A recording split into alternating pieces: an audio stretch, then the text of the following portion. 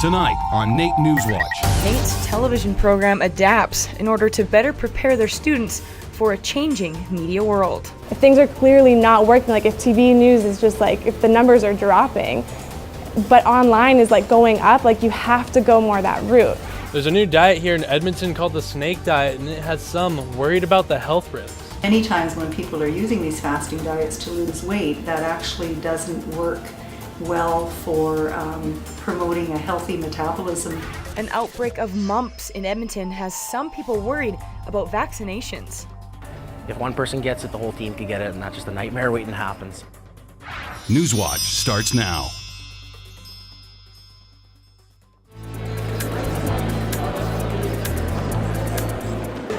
Well, it's been a great year for us here in radio and television, and that means another great semester of Nate NewsWatch. Yeah, and even though our broadcast is finished, we do have 2 extra episodes of Nate NewsWatch Extra that showcases a lot of the work that we have put in throughout the semester. Enjoy.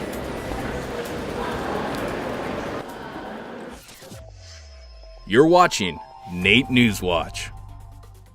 With the evolution of social media and the internet, a lot of traditional types of television have begun to drop off.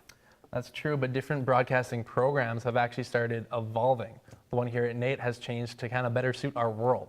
Our Care Alliance has more on that story. As media consumption has been changing over the last few years, broadcasting stations like CTV are adapting and trying to find a new niche.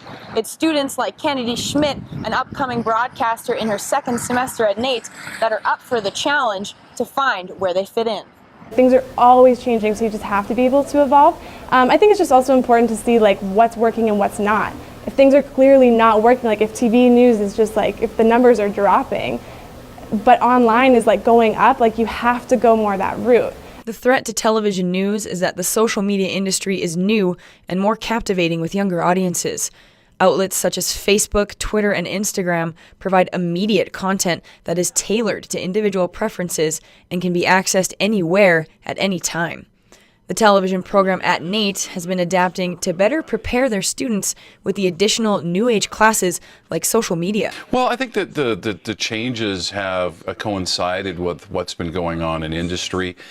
We know now that when students are heading out that they have to have a multitude of skills, including social media. It used to be that television would drive social media. In other words, we would have our TV broadcast and say, hey, make sure you check us out on Twitter. Make sure you check us out on Facebook or on Instagram. Now it's the other way around.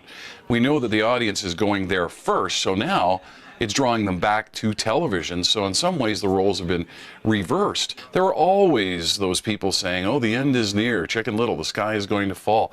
And that never happened. Things always change. It'd be strange if it didn't. While traditional television is more prominent with older audiences and social media with younger, there are ways in which the old and the new can thrive off of each other. Social media doesn't have to be the end of conventional TV. Connections and interdependence are just beginning, and students believe there's only more to come. My goal is just to continue to always have a fresh approach to things. And just like even just a creative and more imaginative way of how to produce the news. I think you really have to be able to evolve and not be afraid of change. With cuts happening in almost every station, changes are inevitable. And it's up to students like Kennedy, myself, and my classmates to face these challenges head on and overcome them. Care Alliance, Nate NewsWatch.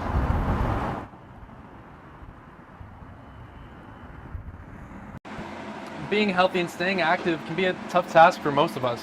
And we all have our own tips and tricks on how to stay fit, and a local fitness trainer has created a new diet. Our Nicholas Talifer has more.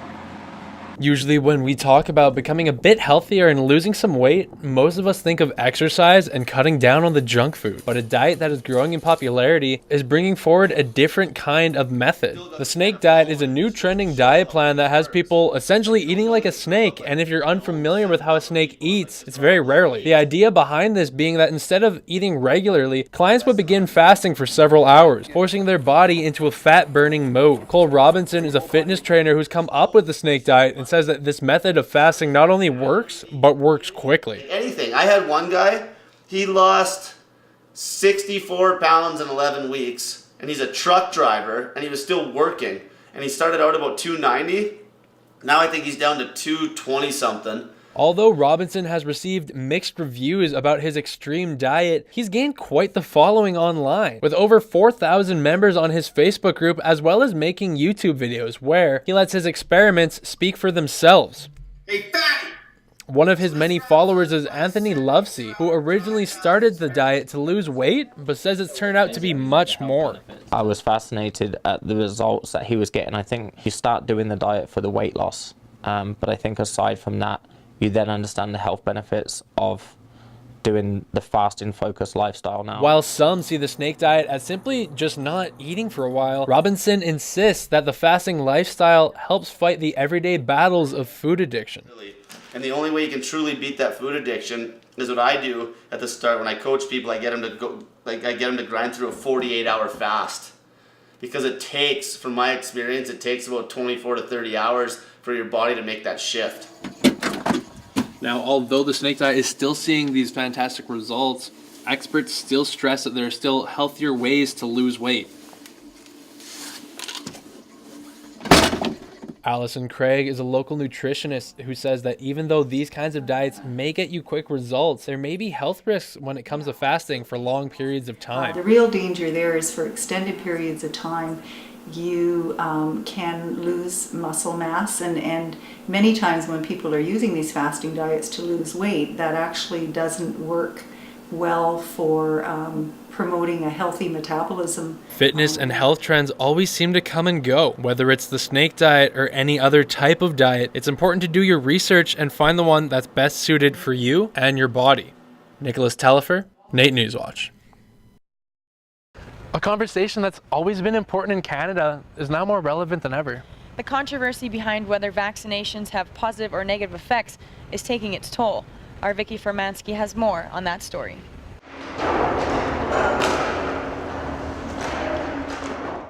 Recently, an outbreak of mumps here in Edmonton had sparked some conversation about the need to protect yourself against diseases. Mostly we're just sharing water bottles, and there's a lot of germs that go around. Like you said, the mumps are going around. The Nate hockey team had begun taking precaution by washing water bottles more often and taking more care of team members. The equipment manager has made sure to take extra care. It's not just, hey, let's start now, you'll notice it in a couple days. Like, we have to start, or we have to make it mandatory so people do not use this same water bottles as other guys, because if one person gets it, the whole team could get it, and that's just a nightmare waiting to happen. So. Edmonton Medical Zone Officer of Health, Dr. Chris Sikora, stresses the importance of becoming vaccinated. Is that everybody should get 2 doses of mumps-containing vaccine, and it's free, it's covered for all those who live in Alberta. It's only about 90% effective, but it's still your best shot at protecting yourself from mumps disease. Deep breath, little pinch. Mariella Robledo of Atlas Immunizations believes that many people may not necessarily be against vaccinations, but may not even realize they are not up to date on their shots. Just people that they don't get their vaccine, so those are the people that they get more worrisome about. Did I get my first one? Or if there are records, they can't find the records if they're not from the province. They don't have access to them.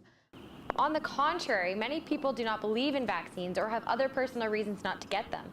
A nanny here in Edmonton is actually allergic to some of the things present in everyday vaccines and cannot get them. So in the flu shot this year with this strain and last year's strain, they put eggs in the shot. So with eggs being anaphylaxis to them, I can't get the shot. So I'm already at risk. So if I'm going to get it, I'm going to get it either way.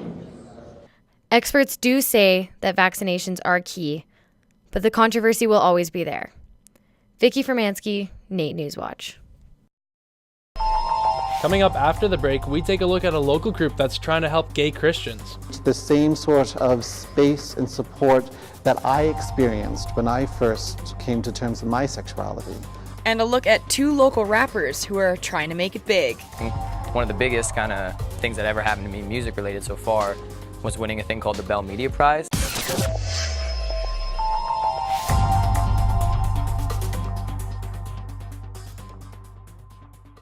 Being gay and being Christian isn't something most people talk about. A local group called Haven is trying to change that. Our Jesse Horrocks has more. Very gay affirming because I am gay. Reverend Mark Chang is one of the creators of Haven, an LGBTQ religious group in Edmonton. It's the religion that often causes the greatest tension for us. There are very few religions today that do not see homosexuality as a sin. Many religions are accepting of LGBTQ people, but still see it as a sin. It was presented to me as a choice. Either I give up my sexuality or I follow God. And it's a horrible choice anyone has to make, because you can't choose not to be gay anymore. You're always going to have that orientation. Despite the increase in gay rights around the world, for many, coming out would mean having to lose their religion. Losing your religion means losing your whole family, your whole support system, sometimes your language and food, and it changes everything for you. One gay Christian wanted to speak out on the subject, but was afraid to show his face due to his religious background. The decision to remain anonymous was very challenging for me because I thought it would be liberating or enlightening to speak on this issue, because I think it's one that's very important and one that doesn't get discussed very much. The decision was made in fear. There are many students just like him who feel that they do not have a safe space or people to lean on. I find that it's very challenging because I have a lot of Christian friends who are an enormous part of my life, but I find myself afraid to share meaningful information with them, or like meaningful personal information with them, because I value them and I don't want them to disown me. For Reverend Chang, the creation of Haven was a way to help give a safe space for those who need it. Doing Haven and being part of creating it was trying to create the same sort of space and support that I experienced when I first came to terms with my sexuality. The turning point for me was going to a worship service with queers and trans folk and seeing God there. So if we can make that happen here in the city and just help a few people feel loved by God, I think that's wonderful. Haven meets on the third Sunday of every month at 7 p.m. at McDougall United Church. Their next meeting will be on Easter. Jesse Horrocks, NewsWatch Extra. Whether it's art, photography, or music, it's really hard being an artist these days. In light of all that, there are 2 local Edmonton rappers who are defying all odds to make their dreams come true. Our Nicholas Talfer has more on that story.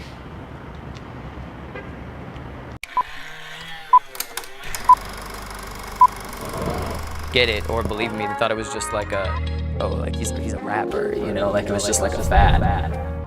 But really, eventually I figured out there was nothing else that I wanted to do. Just trying to make sure everything comes together correctly, right? So when we're ready to roll out, which we're doing right now, we can do it in a big way. Right? Do you want to tell the story? You tell it so much better than I do. So I got into rapping my last year of high school, grade 12. So that was like 2012-ish is when I was like, you know what, I'm into rap. Like listening to guys like, you know, Mac Miller and Childish Gambino, naturally Eminem. It really inspired me to try and take it upon myself. The craziest artists we opened for a lot of my inspirations.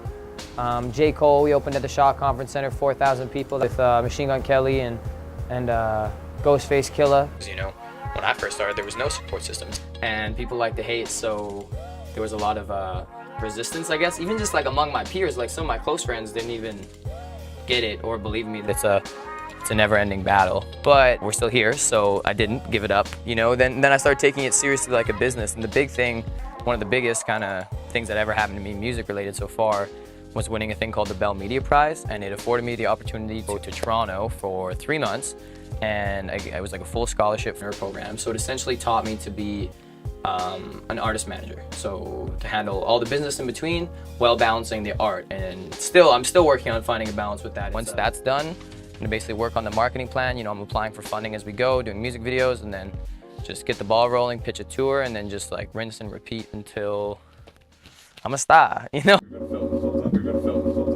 Oh, seriously? Yeah. Oh, I didn't know that.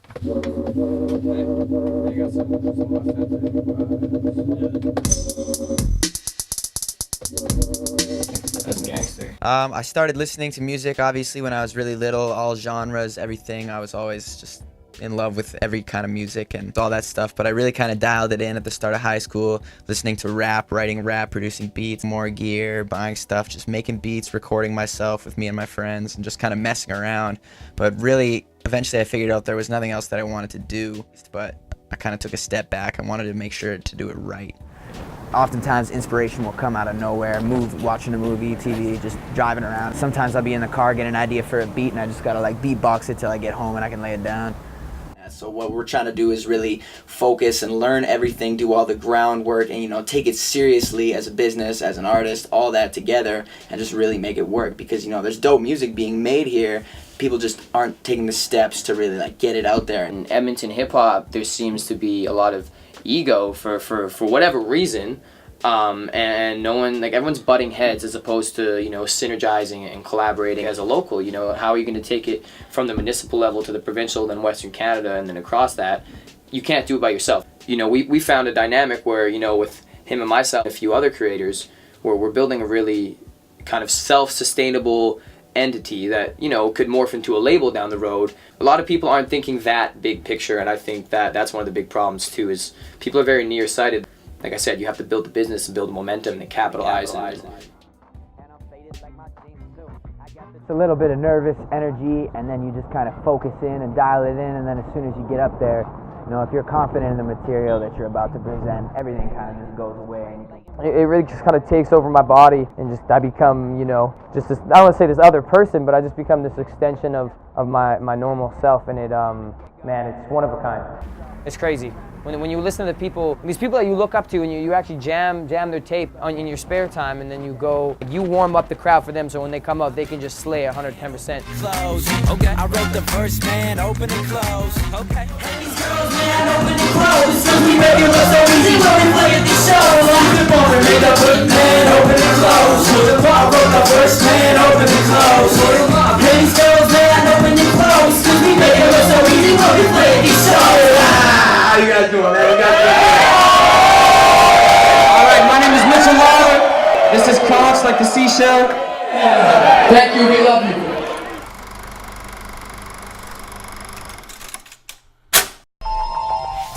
Coming up after the break, the city is looking to make Edmonton a little greener. I think it would be nice to have a little cafe or a little coffee truck or something. And we take a look at what One Edmonton Group is doing for Canada's 150th birthday. Thing that was about My Canada. I thought about all the different soldiers that gave their life so that I could have my freedom. NewsWatch jackets provided by Smeal GM White Court and Elite Sportswear. Hair services provided by Rock Salon and Spa. Music provided by Martin Mayer Productions. A breath of fresh air is in the works for Edmonton's green spaces. It's been a policy since the 70s that every Edmontonian has access to these parks for not only recreation, but relaxation. It's time for an update, and the city's looking forward to hearing from you. Our Jennifer Ray has more.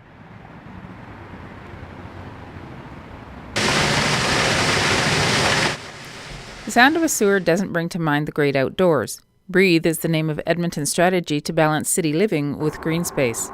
With an expected 2 million residents in Edmonton by 2050, now is the time to answer the question. The parking lot is being turned into a greenscape with planned outdoor space for pets, parties, and plants. Some spaces are left to nature. Loretta Berlot talks about what it is like in Terwilliger. I've done the same route for 25 years, and depending on the season, I can actually get lost. When asked why she likes walking in the Rossdale area, Berlot explains that it is the river and the houses that make it a favorite place for people to walk or jog on their lunch hour. Enterprising apartment dwellers in Edmonton are taking empty lots like this one and are creating urban oases like this one. The City of Edmonton supports this. It's part of the green strategy. And they help out by supplying things like water and other amenities. In 2016, they even changed the bylaws to make it easier for Edmontonians to plant a garden. Ecology, celebration, and wellness are the overriding vision for Breathe, Edmonton's green network strategy. To update the 1970s vision, Edmontonians have had a month to add their suggestions. The online survey started March 15th and ended April 15th. is I think it would be nice to have a little cafe or a little coffee truck or something that after you've done a large hike or a walk, you could have a little refreshment. That city had kind of figured out that idea of ecological and natural beauty and preservation in conjunction with celebration. People in plazas, dining, dancing. It was pretty cool. And so I think Breathe kind of starts to allow us to think that way about the relationship between healthy environment, connected citizens within that healthy environment, and how that leads to health for individuals. Whether it's dancing in the plaza or memories of the dog park. We meet the dog owners, and so we know everybody as either the mother or father of the dog. Whatever your definition of ecology, celebration, or wellness, results of this spring's open houses and online surveys will be released in the fall. Jennifer Ray, Nate NewsWatch Extra. Woodcarvers have been using traditional methods to create a gift for Canada's 150th birthday. Wooden quilts are often associated with community and friendship, as many hands come together to tackle a large task. Jennifer Ray has more. Gary Sedgwick truly enjoys being part of the Northern Alberta Woodcarvers Association and was excited at the thought of collaborating on a project for Canada's 150th birthday party. The theme of the quilt is My Canada, so whatever My Canada means to each carver. In the quilt, you'll see carvings that have been done by a carver who's only been carving for a few months, as opposed to another carver who's been carving for years. And they're side by side. They're as beautiful. Northern Alberta Woodcarvers Association was formed in 1980 by people who love wood and who love to carve. So we meet weekly here at the Duggan Community Centre. The club invites people of all ages to come and learn wood carving and to share their own visions and expertise. Cam Wallace is an established artist and paints as well as carves wood. I am working on a bark carving. He uses cottonwood, which is from a blackwood poplar. Sedgwick, a member since the 90s, likes to socialize, share stories, and different techniques. So I'm finding that I have a lot more control. So they'll design and carve the tiles. So you'll see some tiles, they're low relief, high relief. You'll see chip carving. You'll see pyrography or wood burning. You'll see tiles that are stained or unstained, some that are painted. That all the tiles are made of basswood and the frames are made of actually walnut. The quilt has beautiful symbolism, incorporating a traditional community craft to express the individuality of its members. The individual squares represent different aspects of Canada. We see references to long-established Canadian institutions like the CBC, traditional prairie scenes with crocuses and Canadian geese. Something that was about My Canada. I thought about all the different soldiers that gave their life so that I could have my freedom. And so that is what made me think of to do Flanders Field. The plan is to create 4 quilts. Each one will feature the association's logo and the unique painted corners. The quilts will be on display beginning in April. Only a few locations are booked as yet. To try your hand at carving, please go to nawca.ca for more information about the group and the times that they meet. For Nate NewsWatch Extra, I'm Jennifer Ray. A trendy new workout has become more and more popular. Pole dancing is actually a fantastic way to stay fit and work on your coordination all in one. Our Vicky Fermansky has more on this story.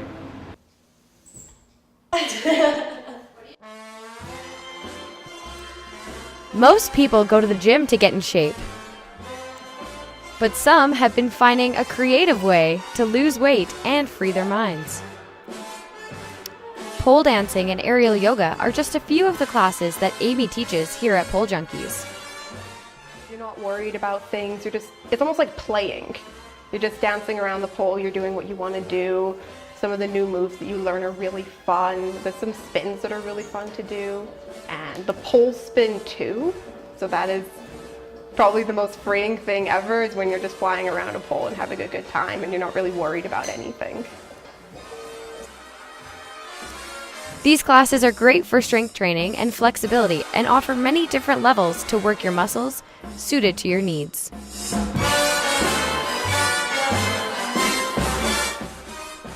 Pole junkies offer many different levels of classes, so no matter your background or your body shape,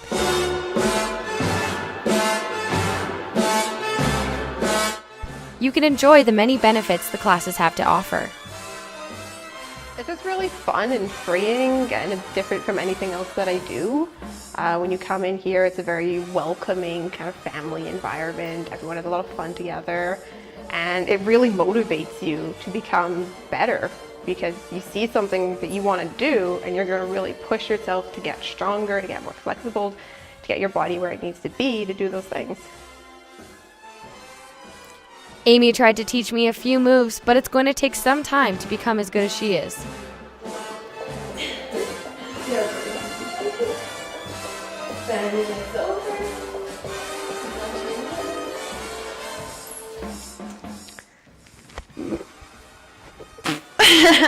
Pole dancing is a little hard, but it's really good for exercise, for gaining confidence, and just all around strength and endurance. If you want to try it out for yourself, polejunkies.com has all the info you need. Vicky Fermansky, NewsWatch Extra.